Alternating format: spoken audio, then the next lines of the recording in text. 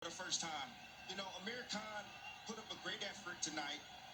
Kell Brook had a game plan. He followed his game plan. He walked down Amir Khan. Amir Khan didn't have any or didn't make any type of adjustments during the fight. I mean, he had one game plan that he kept following. He kept continuously getting hit with right hand after right hand after right hand. Was never able to make that adjustment. And Kell Brook knocked him out, stopped him. Dre, you touched upon the psychology of these fighters, Dre, in terms of the mindset of how they view themselves. And that was discussed prior to this fight. And Kell Brook said, hey, Amir's the A side. I will give him his due, understanding his celebrity in our country, his status. And he said he has the higher profile, but he's not the better fighter, and the world is going to see that. That was clear that at this point in their careers, Kell Brook is the better fighter.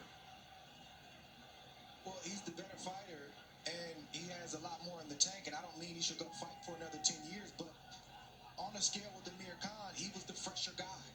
And Amir did a lot of talking before this fight, even talking out of character, where you start to wonder, okay, is he trying to convince me and the public or himself? And I think he was trying to convince himself when he started to sort of deflect about the chin and say all these different things about Brook. It sort of went beyond just promo for the fight. I felt like Khan was searching for something by going to a new team and by talking that he could only find within himself. Khan knew that his better days were behind him. Kell Brook highlighted that tonight, and he earned it the hard way. Fought a perfect fight tonight. He deserves all the credit. As we take a look back as to how Kell Brook came to this victory, Timmy. Kell Brook did everything he was supposed to do. Walked down Khan, landed the big, harder punches. Amir Khan has always stayed away from Kell Brook. And now we see why. Amir Khan knew he couldn't take the punching power of Kell Brook, and it showed in this fight tonight. Khan is really going to have to hang up the gloves. I'm hearing that they have a rematch clause. If Khan was to lose this fight, he can get a rematch. I don't think there needs to be a rematch. We know who the better fighter is now, and his name is Kell Brook.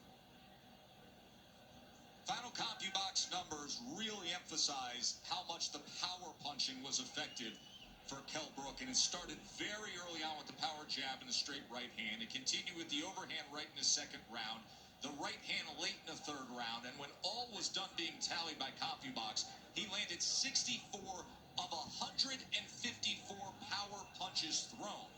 Amir Khan threw 151 total punches. Kell Brook threw 154 power punches alone, 64 of his 79, and that was really the story, landing 42% of his power punches and being so effective. And Dre, I think really your summation plays to what you said pre-fight.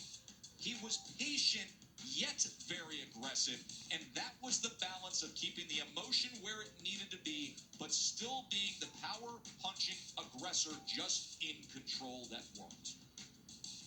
Absolutely, and Kell Brook executed everything that you just said and everything that we talked about in the open to this fight. He fought the perfect fight against a guy like Amir Khan. Kell Brook sold us on emotion, which I do believe it was real. Everything that they have going on is real, but he was able to be a professional in the ring. You didn't see the emotion.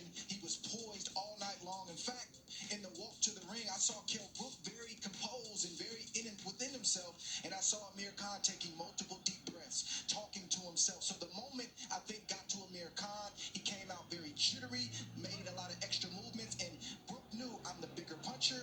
This guy has chin problems. If I land the right shot, it's going to be trouble. That's exactly what happened. And then you see right here the winner and the guy who executed perfectly tonight.